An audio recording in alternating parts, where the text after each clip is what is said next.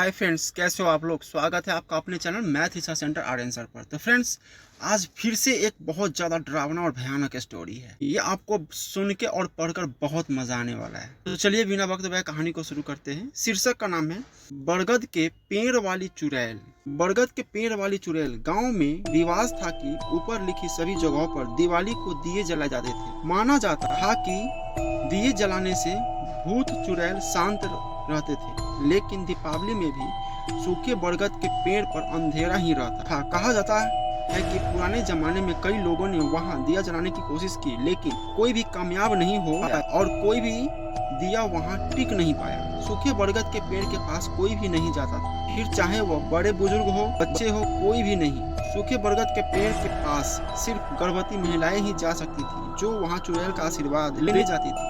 डरावनी स्थानों के बारे में कई प्रकार की भूतिया कहानियां, चुड़ैलों की कहानी और हजारों दंत कथाएं बना लेते हैं। वैसे ही सूखे बरगद के पेड़ वाली चुड़ैल के बारे में कई दंत कथाएं कही जाती थी। बरगद के पेड़ वाली चुड़ैल कैसे आई, कहां से आई, कब आई।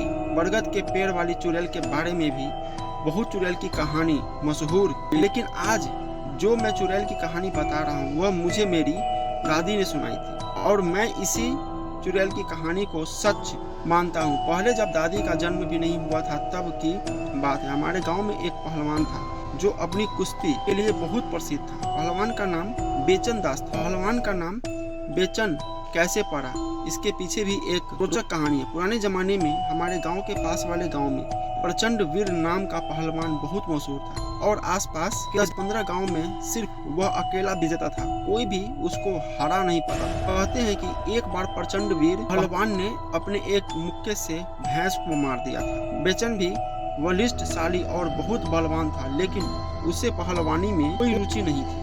एक दिन बेचन और प्रचंड वीर में बहस छिड़ गई। प्रचंड वीर को पहलवानी का बहुत घमंड था और वह बेचन से हाथापाई करने लगा, लेकिन पहलवानी के विपरीत बेचन ने उल्टा प्रचंड वीर को ही पीट दिया। आसपास के गांव में प्रचंड वीर बेचन की चर्चा होने लगी। लोग कहने लगे कि अब प्रचंड वीर में पहले जितना दम नहीं रहा। प्रचंड वीर अपनी खोई हुई मान और प्रतिष्ठा वापस पाने के लिए बेचन को पहलवानी कुश्ती की चुनौती दे दी। उस जमाने में बरगद का पेड़ बहुत हरा भरा था और बरगद के पेड़ के नीचे ही दंगल प्रचंड वीर और बेचन की कुश्ती का दंगल लगा था। लोग दूर दूर से कुश्ती देखने के लिए आए थे। लोग बताते हैं कि उस दिन प्रचंड वीर और बेचन दोनों अंधाधुंध लड़े। दोपहर से शाम हो गई, लेकिन दोनों लड़ते रहे। लोग इनको लगातार देखते रहे। कभी बेचन का पलड़ा भारी लगता तो कभी लगता कि प्रचंड वीर जीतने वाला है। अंत में सूरज डूबने से थोड़ा देर पहले पसीने और खून से लथपथ बेचन नहीं प्रचंड वीर को दोनों हाथों से उठा बरगद के पेड़ की जड़ों में दे मारा। सूर्य छुपने के साथ ही प्रचंड वीर की पहलवानी का भी सूरज अस्त हो गया। तो उसके बाद गांव वाले बेचन को कंधे पर उठाकर गांव में ले आए और उसी दिन से बेचैन का नाम बेचन दास पहलवान पड़ गया। उस जमाने में बहुत ही कम लोगों को बेचन दास पहलवान का असली नाम जानते थे। पहलवान की शादी त्रिलोचनी से हुई थी। त्रिलोचनी बेहद ही सुंदर और बड़े बड़े नैन नक्श वाली थी। त्रिलोचनी के रूप की चर्चा आसपास के सभी गांव में थी। कुछ लोगों ने तो त्रिलोचनी पर बुरी नजर भी डाली, लेकिन बेचन दास पहलवान के डर के कारण किसी की भी कुछ करने की हिम्मत नहीं थी। उसी बरगद के पेड़ के नीचे बेचन दास पहलवान सुबह सुबह कुश्ती और बड़ी लंबे खुद वाला खेल, जिसमें मिट्टी का छोटा टीला बनाकर उस पर कूदा जाता है, का अभ्यास करता था। त्रिलोचनी उसका साथ देती थी। दोनों में बेहद ही अटूट और गहरा प्रेम था। गांव वाले उन दोनों पर बहुत गर्व करते थे। दोनों जीवन में बहुत खुश और संतुष्ट थे, लेकिन यह ज्यादा दिन तक नहीं रही। एक दिन बेचन दास पहलवान को किसी जहरीले सांप ने काट लिया और घंटे भर में ही पहलवान का पूरा शरीर नीला पर ठंडा हो गया। त्रिलोचनी ने जब बेचन दास की मौत की खबर सुनी तो वह सन्न रह गई। न उससे कुछ बोला गया, न उससे रोया गया। उसी बरगद के पेड़ के नीचे बेचन दास पहलवान की चिता को आग के हवाले कर दिया गया। पहलवान के मरने के बाद लोगों को खुली छूट मिल गई थी संतावना देने के बहाने त्रिलोचनी को लुभाने की। कुछ लोगों ने त्रिलोचनी को लुभाने के लिए बहुत प्रलोभन दिए, लेकिन त्रिलोचनी ने सबको करारा जवाब दिया। कई लोगों को तो सभी गांव वालों के सामने बेइज्जत भी किया। बेचन दास पहलवान के मरने के बाद भी वह उसी की थी जितना जिंदा रहती थी।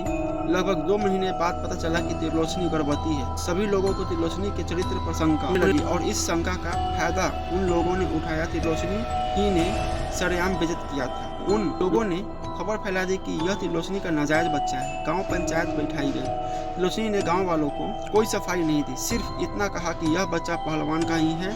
लेकिन पंचायत के लोगों ने त्रिलोचनी पर भरोसा नहीं किया और गांव से बाहर निकाल दिया। त्रिलोचनी को पंचायत के निर्णय से कोई फर्क नहीं पड़ा, क्योंकि पहलवान की मौत के बाद त्रिलोचनी को किस गांव से कोई लगाव नहीं रह गया था। गांव से निकलने जाने के बाद त्रिलोचनी ने उसी बरगद के पेड़ के नीचे एक छोटी सी झोपड़ी बना ली। वैसे ही पहलवान की मरने के दुख में उसने खाना पीना कम कर दिया था। कुमला कर उसका पूरा शरीर मात्र हड्डी का ढांचा ही रह गया था।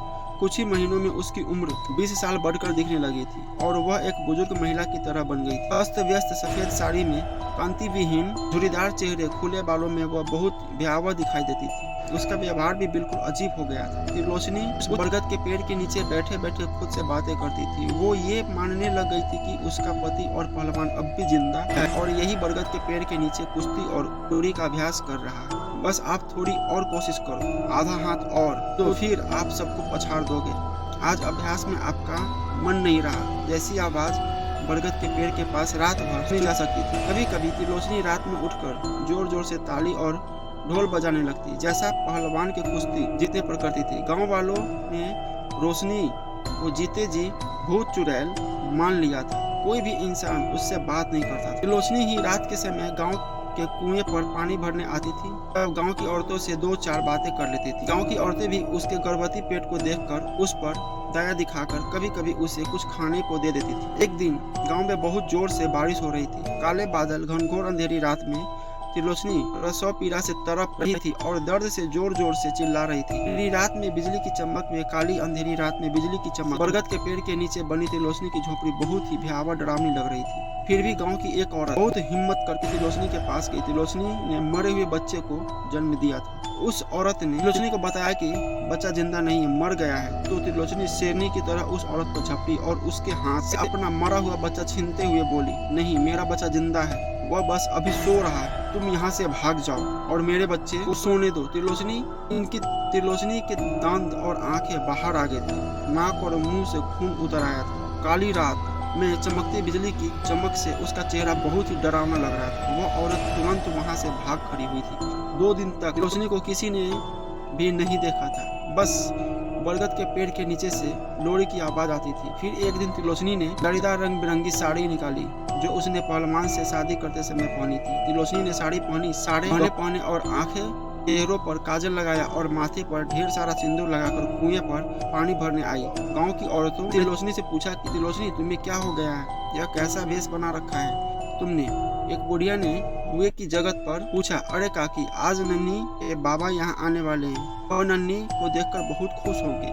नन्ही, अरे काकी, मेरी छोटी बिटिया बहुत बदमाश है। वह पूरा दिन बस रोती ही रहती है। अब इसके बाबा आएंगे तब जाएगी। इस पर बुढ़िया कुछ जवाब नहीं दे पाई, बस आंखें फाड़ कर त्रिलोचनी को देखती रही। उसी रात त्रिलोचनी ने बरगद के पेड़ के नीचे बने झोपड़े के पास एक छोटा गड्ढा खोदा और अपनी मरी हुई बिटिया को उस गड्ढे में रखकर उसके पास अपने सारे गहने और कपड़े उतार कर रख दिया और गड्ढे को मिट्टी से ढक दिया। इसके बाद त्रिलोचनी ने एक सफेद साड़ी पहनी और दूसरी सफेद साड़ी से झोपड़ी के ऊपर चढ़कर खुद को फांसी लगा ली। कहा जाता है कि किसी की भी उससे झोपड़ी के पास जाने की हिम्मत नहीं हुई और त्रिलोचनी की लाश को गिद्धों ने नोच कर खा डाला। त्रिलोचनी की सफेद साड़ी के तीतरे भी कई दिनों तक बरगद के पेड़ पर ऐसे ही लटकते रहे थे। त्रिलोचनी की मौत के साल भर बाद बरगद का पेड़ भी सूख गया था, जिसका वैज्ञानिक कारण बताया जाता है कि बरगद के पेड़ के पास वाली नहर सूख गई थी।